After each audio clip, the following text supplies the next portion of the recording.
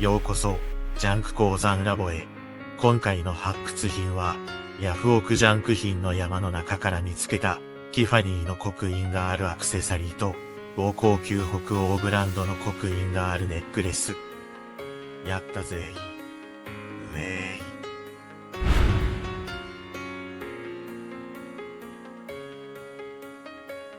い。いやー、久しぶりのお宝だ。いくら俺だって、この有名ブランドの名前くらい知っている。昔エレー本と間違えて読んだ、某女性ファッション誌に出てたもんね。今回はビッグいけそうな予感がするぜ。いよこの洗練されたデザイン。美しさが醸し出されているようだ。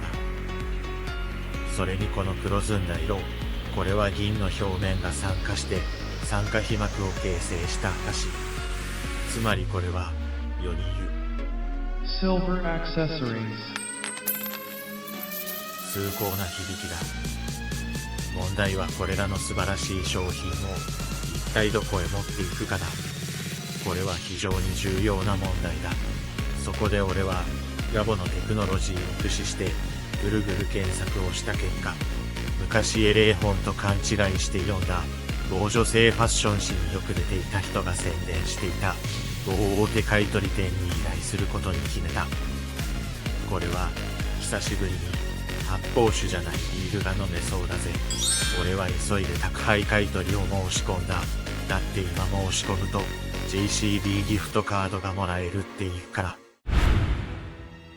後日、査定結果を見て我が目を疑った。いくらかな。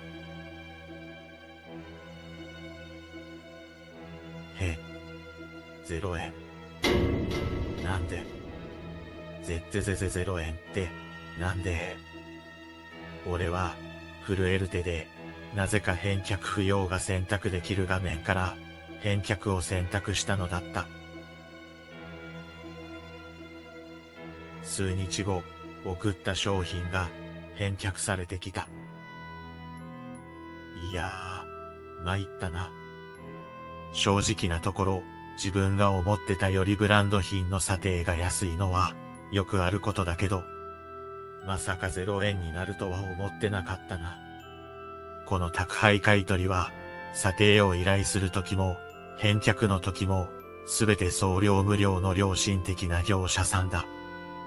査定基準は業者ごとに違うので、なぜこうなったのかはわからないけど、今回依頼した商品は、冒頭でも述べた通り、表面が黒く変色していたので、状態が悪く、そして付属品もない。なので、心眼以前に買い取りの対象外になっていたのかもしれない。ということで、今度は視点を変えてみようと思う。今回の発掘品は、Silver accessories. なので、シルバー、つまり銀だ。銀であれば、銀としての価値があるはずだ。今度はジャンク鉱山ラボらしく、スクラップとしての価値を探ろう。現在の銀相場はだいたい160円くらい。昔と比べるとだいぶ高くなったね。明日は、おなじみの試金石で削ってみよう。削ってみれば、メッキ品などの判断は容易にできるんだ。削った時の感触も重要だ。基本的に、金や銀は柔らかい金属なので、試金石に軽く押し当てて擦るだけで、スクラッチくじみたいに削れるはずだ。何が出るかな。ゴリゴリゴリ、ゴリゴリゴリ。思っ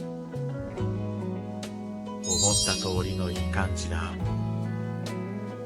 削ったところをよく見てみよう。綺麗な銀白色だ。削った感触も柔らかくいい感じだった。次に試薬で反応を見る。銀の場合、削り跡は消えてしまうが、地金に直接つけると独特な反応を示す。それを今から確認する。これが銀独特の反応。他にも白っぽく見える場合がある。別のもやってみよっと。ゴリゴリゴリゴリ、ゴリゴリく。削った後、試薬の反応を見る。白っぽく反応している。もしメッキ品の場合は、中の素材が激しく反応して溶けたりする。次にネックレスの方も試してみよう。重さで評価する場合はこっちの方が重要だ。ゴリゴリゴリゴリ、ゴリゴリく。こっちも削った感触はいい感じだ。さっき削った後と比較しても違いは見られない。これも試薬につけてみよう。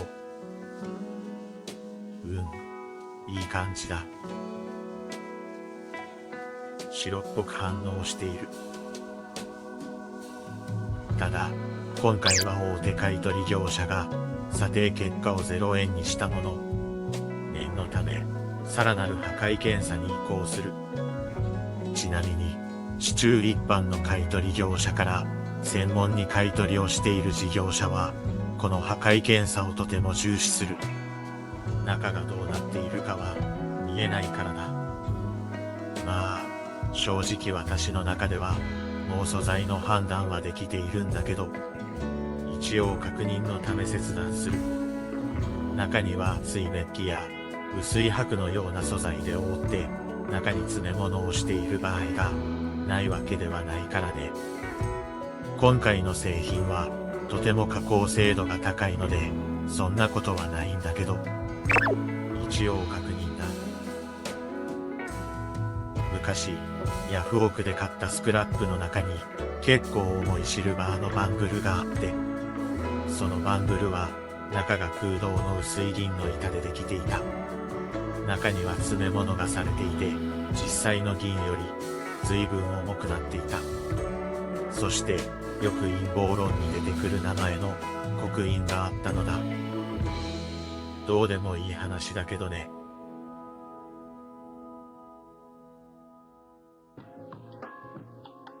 どうしても切れないものがあったので、そんな時はこれを使う。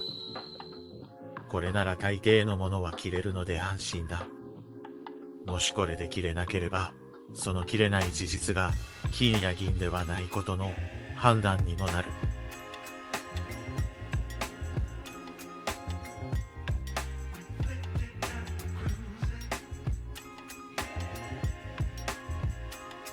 ここまで内部が露出していれば問題はないだろう。では早速だが重さを測ってみよう。今回のケースでは重さは何よりも重要だ。銀は金と比べてはるかに安いので、ある程度の重さが集まらなければ大した金額にならない。ごまたくんは 47g と言っている。ごまたくんは最小表示が 1g だ。なので、今度は最小表示が 0.1g のスケールを使う。貴金属の世界は 0.1g ですらバカにできないぜ。金の 0.1g は俺の時給換算よりもきっと高いんだぜ。47.3g。おー、結構あったね。これで今度こそ発泡酒じゃないビールが飲めそうだ。ごまたくんとの差が 0.3g なので、ごまたくんは重いものが測れて、なおかつ 1g 単位でも正確だということが分かった。あとはこいつを買取屋さんに送るだけだ。全部925刻印があったので、火にも問題なさそうだ。銀は、その火にを線分率で表す。一番一般的なのは、この925だ。銀が 92.5% 含まれていることを表す。他にも、ちょっと多い950や、ちょっと少ない900や850がある。さらに海外製品では、品位が安定しないものがあり、800や700、500ってのも過去にあった。当然その分、買取金額も安くなってしまう。後日、査定結果がメールで届いた。